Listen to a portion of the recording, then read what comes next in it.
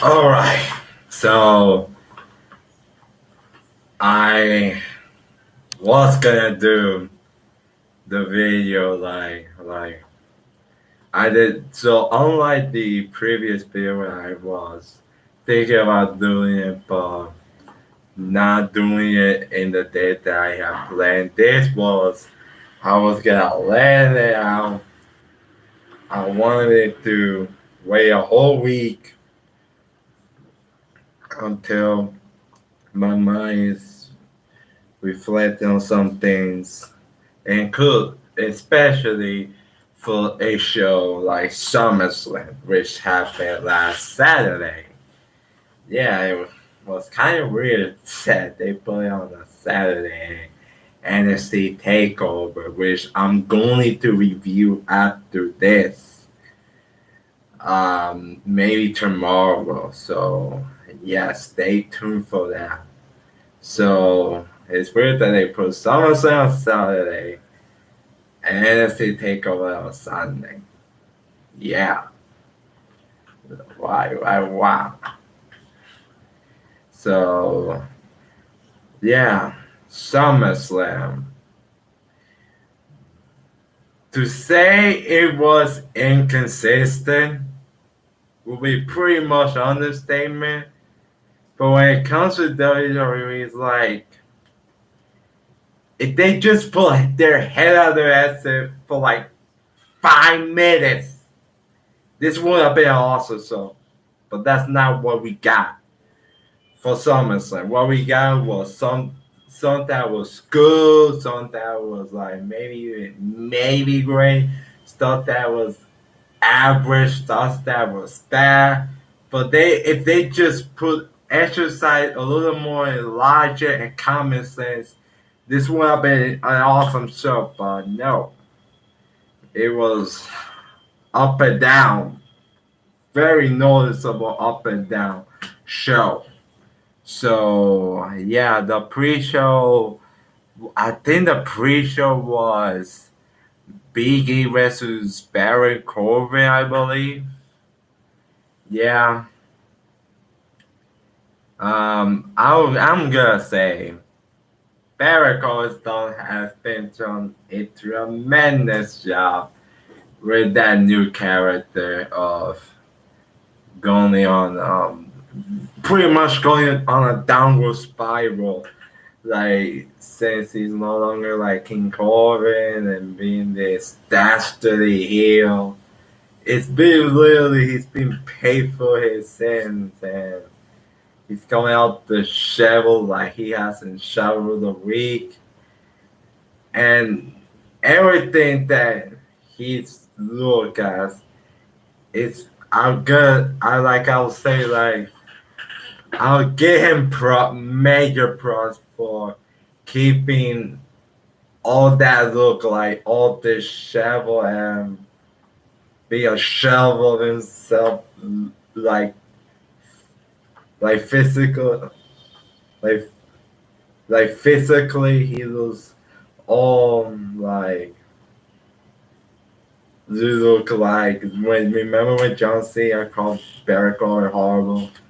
That's why he doesn't act, but it works for his character, that new character. And him stealing the money of it was like hilarious. And you kind of knew this was leading to this match, so it was. I didn't even watch it.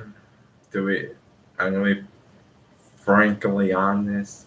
I didn't even watch the match. um, so yeah, I heard Biggie won. So yeah, but yeah, Barry Cohen's new character is awesome. And spoiler, but I also started to like Happy Corbin. For those who don't know what's about to happen. So yeah, of course. So the main show starts with the World Tag Team Championship. You got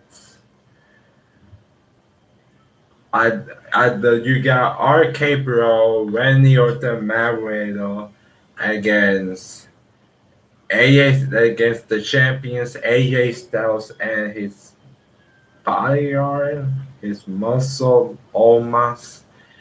Um, yeah, when you this show was like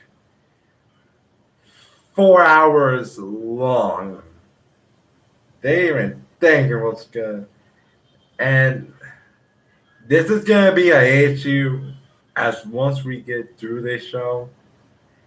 You gotta see like an issue with being this 4 hour show.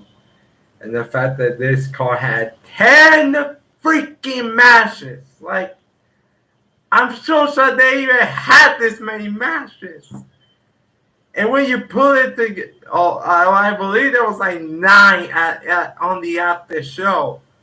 So when you put like 9 minutes into those matches, like none of matches, like when you put like 9 matches on a show like this, like you know that some of the matches aren't gonna have the time that it really needs to pace and like tell a story in the ring. Like for example, like for this match, like I was waiting for like something, and the match, and it's not to say the match was bad. It was actually good pacing match. Like how the whole match was structured, it was really good. Like AJ Styles doing a something like a moonsault and then like a drop into like a stage sculpting your death drop in to the outside. That was cool. That was brutal as hell. And the finish with the when multiple pin attempts and then RKO and all that was cool. Like the match was cool play, but I just thought it just needed some extra minute because like as this was getting good, it was over. Just like that. So it was kind of unfortunate, but like I said, the whole pacing of the match was good. I thought the match was solid. And RK Bro are literally the most irritating part of Monday Night Raw, which is insane much because bar for the bar for Raw has been so fucking low that it's hard to like say like anything like better. But these two, Randy Orton and Mario, are the like together are the most dynamite thing on that Raw brand. So I'm happy for them. So that they are the new tag team champions. We will see how long this reign will come until the inevitability when these two guys turn on each other and compete in a one-on-one and launch into a rival. So after this was pretty much a good match to take a break. Well, to take a piss break. Um, Eva Marie, Alexa Bridget did not watch a single damn thing about the match. I heard it was not even that good. Just like completely unnecessary. Like completely unnecessary to add this crap into the show. Completely unnecessary. So I heard so Alexa Bliss won, of course, and then like Post my heard like Drew to a diss something like make fun of Eva Marie. Couldn't care less. Couldn't get shit about this pairing. I couldn't get shit about this match. And let's just move on mercifully.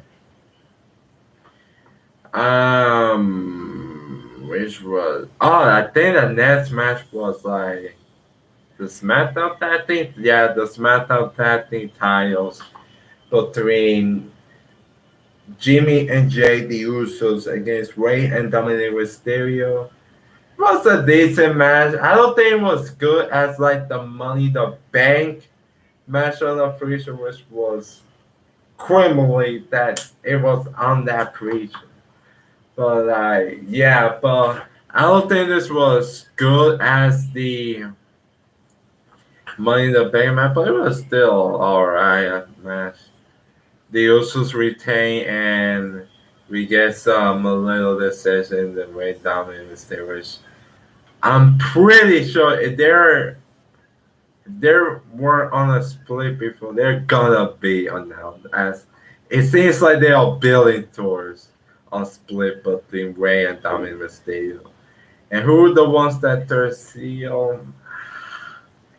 I don't know. Like we really don't know what we're going. But I'm curious what they're gonna go with the storyline of Dominic and his father Rey Mysterio. So that match happened, and I think what we got next was the situation with the SmackDown Women's Championship match. Oh my fucking god! Oh god, this pissed me off. Like, mm. This situation with the SmackDown Women's Championship had to have been one of the most ludicrous things this company has done in a very long run, and I truly mean it that way. Like, apparently,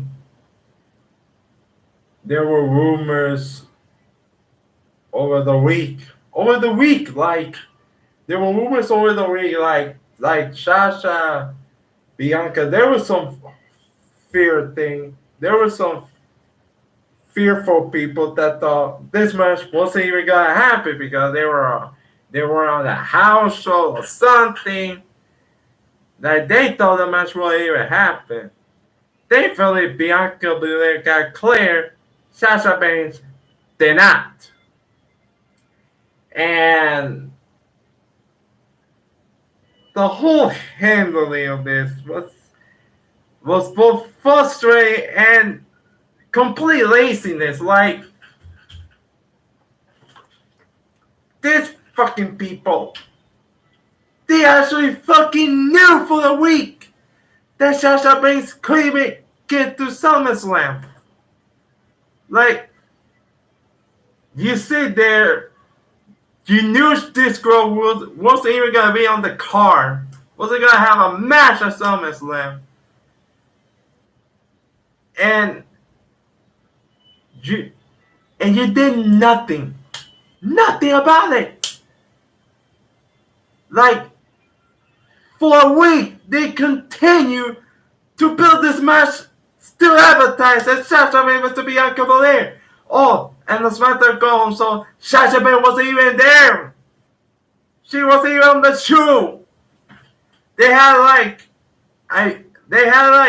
two separate matches for Bianca Belair against like Carmella and Selena Vega, and they still acted like the match was still gonna happen. So I thought in my head like maybe this is to our head like they were gonna shoot an angle or something, but nope. Michael Cole just they continue. It was bad enough for SmackDown, but now what the handling on the Go Home Show SmackDown, but now here they continue to advertise the match right up till the fucking ring bell, and you have fucking Michael Cole randomly said, "Oh, Sasha Banks, from what we heard, Sasha Banks not even gonna even be participating in the match." And Clay Hamilton, the real announcer, just randomly just now announced that Sasha Banks will even be wrestling the match, will even participate. Like this whole thing, so that was so fucking lazy of them. So much fucking laziness. Like, I don't know. Like, I don't know what happened to Sasha Banks. Maybe I think they have hope she would have been cleared somehow to do the match for Summerslam. Maybe they got caught off guard by this, but like, God, man. This is the exact same thing that they did at WrestleMania last year in an empty arena WrestleMania. Remember that Goldberg Braun Strowman match that was advertised for literally a day, and then they did nothing about Roman Reigns? That's what you fucking get. And this was even worse because they still advertised knowing Sasha Banks will even be appearing on this. So oh, so frustrated, but my head actually hurts for even talking about this. Jesus. And then what you got in this was, oh boy. Like,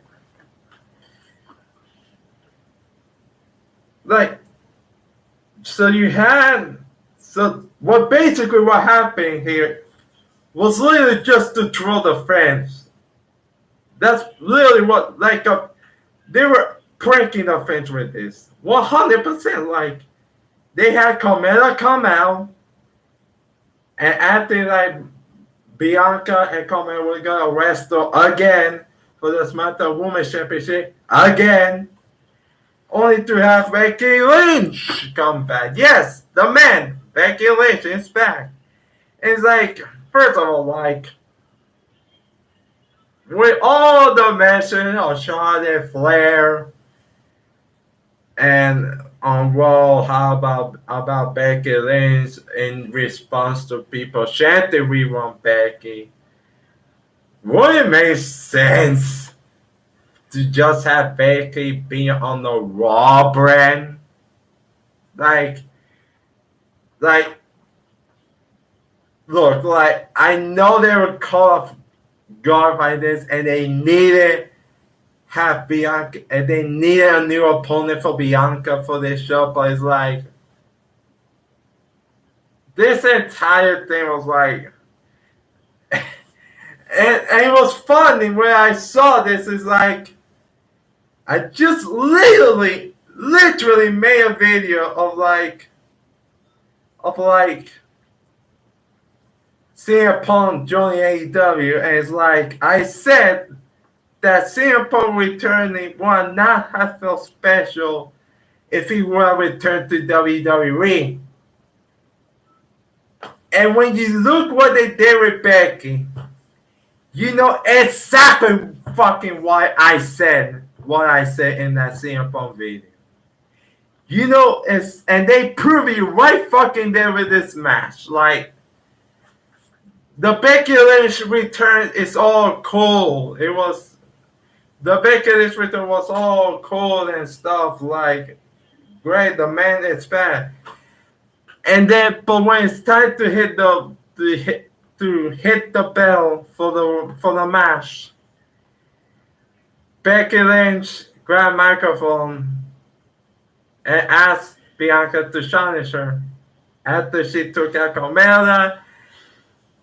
And then the match happened. Bianca, tried to shake her hand, and Becky slaps her and hits pretty much a rock bottom. Like, when you look at the Ross rock bottom and Becky's rock bottom, which is called Manhandle Slam, it really isn't that much fucking difference. Like, it really wasn't all that different. Like, so she hits it, and the match was over.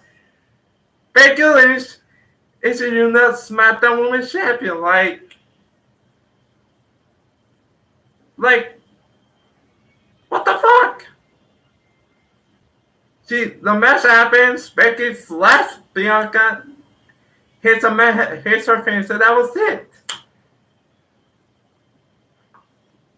So, and like people say, they kinda Kofi Bianca Belair. Like, when you like, they literally had a WWE 24 special on focusing on 9-1 WrestleMania of this year. That, by the way, was main evented by Bianca Belair versus Sasha Banks. Yeah, they aired that right after this show. And I did watch it, and when you look and when they were talking about Bianca Belair and what they did to her this year with all the Royal Rumble WrestleMania, when I look at those things, and while I see what they did to her on that night, I was thinking like, what a fucking waste! What a waste of a push this was. Like, they did all this stuff. They put all their effort into making Bianca Belair into a big deal.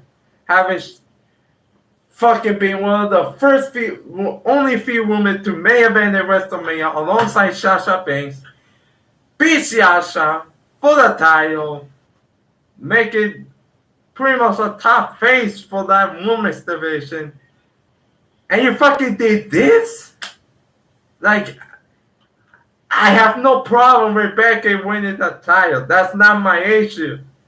But when the match is so damn short and the champion is being so easily, the title and the person that's holding it loses all its impact.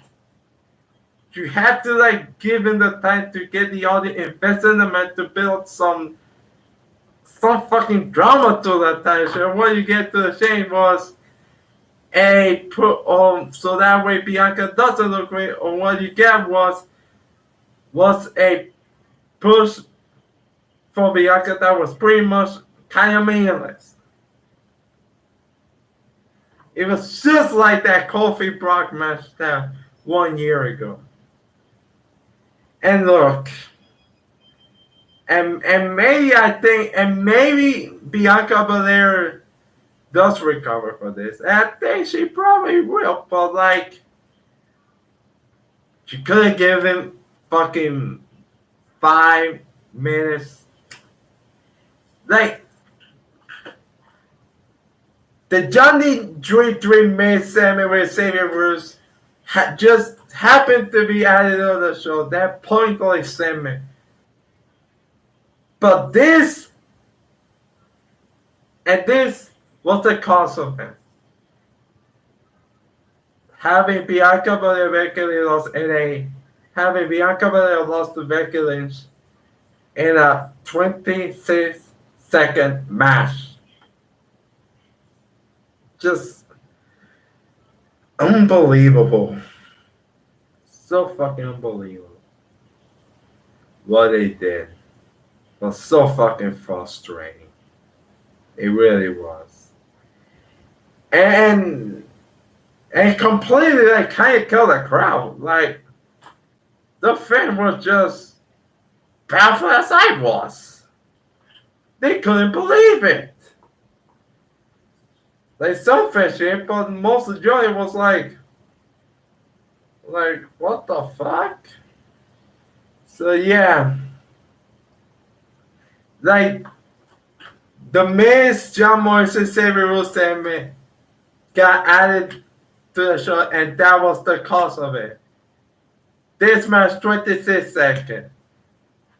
The next match, Drew McIntyre versus Jinder Mahal, only lasted like, I don't even know how much it lasted because I didn't even pay attention to it. But it was like at least 5-6 minute match. I think it was. And this was another one of those matches that were like, did this really need to be on the show? Like, I just feel like this was just an excuse just to give Drew a pay-per-view spot and nothing more. Nothing more. Just get through a signature before pay-per-view victory. That was it. And he threatened Veer and Shanky with a sword thing, like I was keep thinking like if you were gonna fucking hit those two with a sword, they actually fucking hit them with a sword. Like don't fucking dictate, like don't fucking waste time thinking about it, and then fell into attack them. Like if they were gonna have like through attempted to hit the sword, they at least fucking hit them with a fucking sword. It wouldn't even matter because this view has been not too overtly as late, so why not have to be up Fear and Shanky do Slackies with a sword? Would have made that much bigger difference, to be honest. Next match was the Raw Women's Championship. Nikki ASH against Rhea Ripley against Charlotte Flair. The match was average of it. Really not the real. I just knew. I just had that sneaky feeling that Charlotte Flair was winning, and of course, she did. There were two cool spots in the match. Was the counter Nikki ASH counter Nikki Ash. This fucking called Nikki Ash. Nikki Ash counter to the Rhea Ripley's finisher, the whip tie, and Charlotte Flair's Goku moonsault that nearly killed Nikki Ash right in the fucking head. I cringed when I saw it. Fucking cringed. But like, yeah, like, I can't also think like, was it really necessary for Nikki Ash to? Was it really worth Nikki Ash winning Money in the Bank and they having to cash in literally the day after she won and win the world title and lose it a month later? Like, if that was gonna be the case, why even put her the spot in the first place? It's like I said earlier, that probably should have been Becky Lynch's spot here. And have Becky Lynch come back here and have her fucking win the world title. Would have made the Raw division, it would give Raw some fucking attention, something to at least care about because it's not as if there are much things to care about Raw as of late, to be honest. So why not have? But no, it's a fucking Charlotte Flair win. Another Charlotte Flair title win. Is looks like gonna be a Alexa Bliss versus Charlotte Flair feel. Oh god. And then Edge versus Seth Rollins was really what this paper really needed at that point. At that point, after all the bad stuff in the middle portion, this is where that show needed that extra boost of momentum. And it certainly did with the match. And I really thoroughly enjoyed the build. This was, out of all the matches on here, this was the most I was looking for of the story, going back to 2014 where Seth Rollins tried to break Edge's neck and Edge hasn't forgot about it. And that led to Seth Rollins costing Edge the Universal title against Roman. And it leads to this match right here, Edge versus Seth Rollins. Edge's entrance was amazing. That brood theme was a sick beat to listen to it. And yeah, that match was everything that I hope it would be. Back and forth action, Edge hit the glam slam as like a tribute to his right back Venus. I thought that was weird to him using a woman's foot, but that was picture perfect to look at. And Ash to me, he's probably better in the ring like now than he was then he retired. It's kind of like that Shawn Michaels effect. Once he got his second one, he was a completely different person. Like, and it was that Edge always. It's not like Edge hasn't always been a great wrestler. He's always been great, but he just for some reason turned up a notch in the second one. So yeah, and Seth Rollins was his usual Seth Rollins here. And he's probably one of the most reliable guys on the roster in terms of matches like this because you can expect to always for him to always deliver in the ring. So yeah, one of the very few guys to always deliver in the ring. And Edge got the win, and I think this feud will continue until the draft, which is coming up in October. I think. So yeah. Really an awesome match. Easily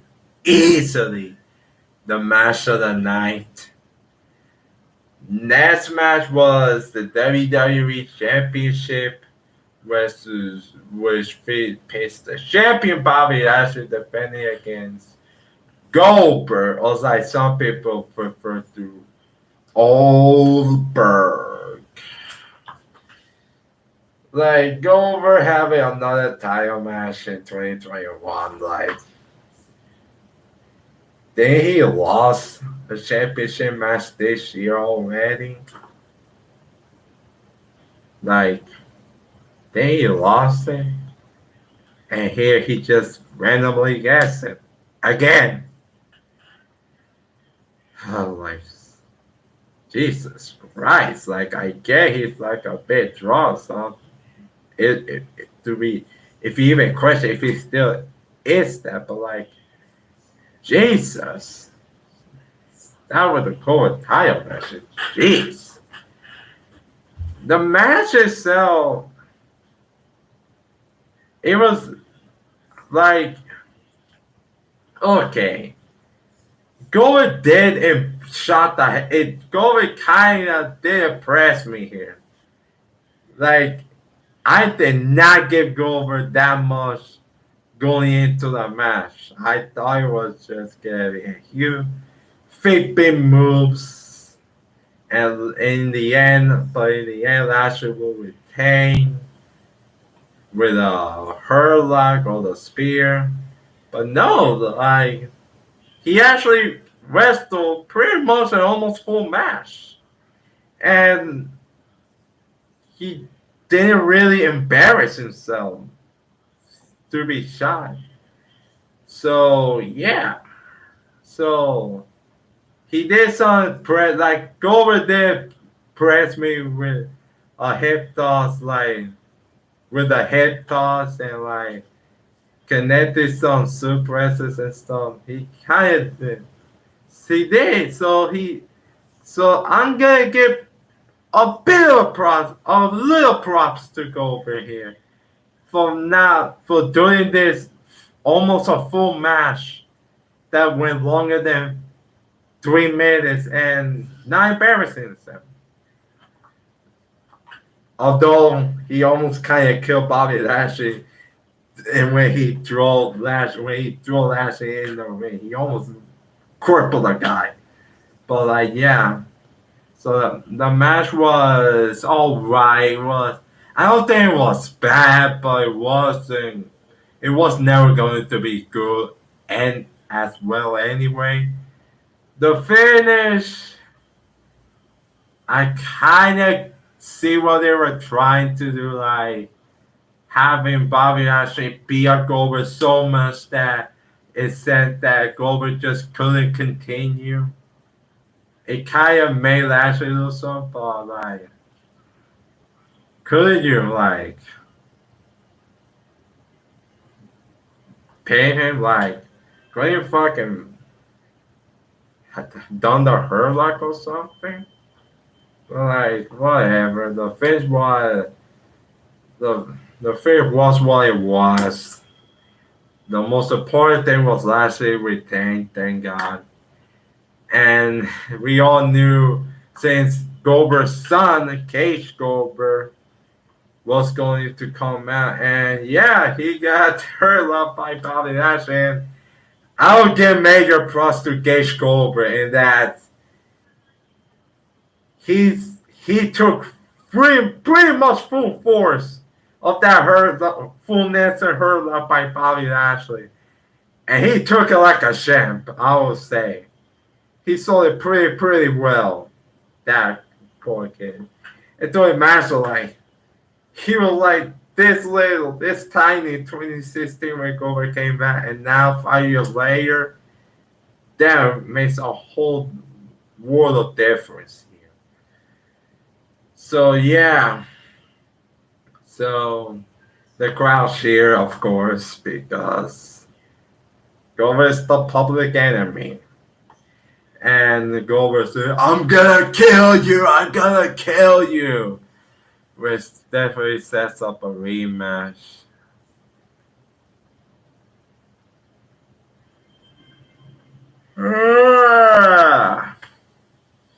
Just to see my assignment, it's not all that high. That's what I'm gonna say here. So, main event time for the Universal Championship. John fucking Cena against the champion Roman Reigns. And apparently they added, so apparently the go home show of SmackDown, if you notice, Roman Reigns said he's either leaving SummerSlam the champion or he's leaving WWE. And I kept thinking, like, is it just me? Or did this came right the fuck out of nowhere? Like, I just like kind of facepalm, like, I just kind of facepalm it, like, by doing that, you guys spoiling the match outcome, like, is this any, like, why would you put a stipulation like this? Where you know that Roman ain't probably gonna be leaving anytime soon, like, what the fuck?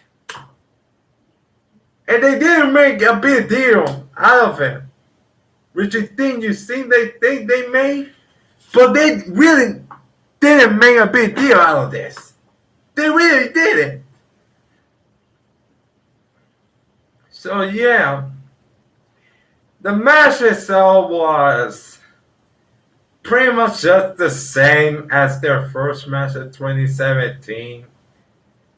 When you really think about it, like, I like the story kind of arc really of like Cena trying to like ways to embarrass Roman. Like, he wasn't trying to be just Roman, but trying to just embarrass Roman just to get him, because remember that 1, 2, 3 bullshit.